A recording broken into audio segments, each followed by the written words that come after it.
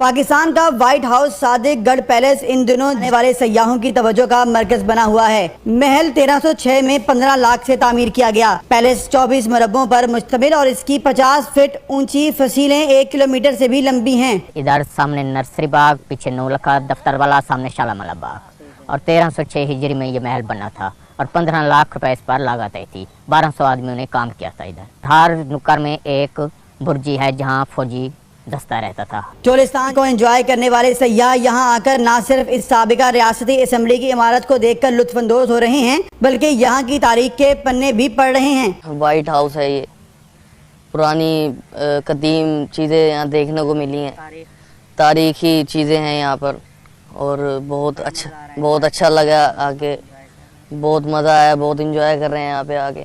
Palace کو یہ اعزاز بھی حاصل ہے کہ قائد اعظم پاکستان بننے کے بعد نواب صادق خان کی دعوت پر آئے تھے، جبکہ کئی ملکوں کے بادشاہ بھی یہیں قیام کر چکے ہیں۔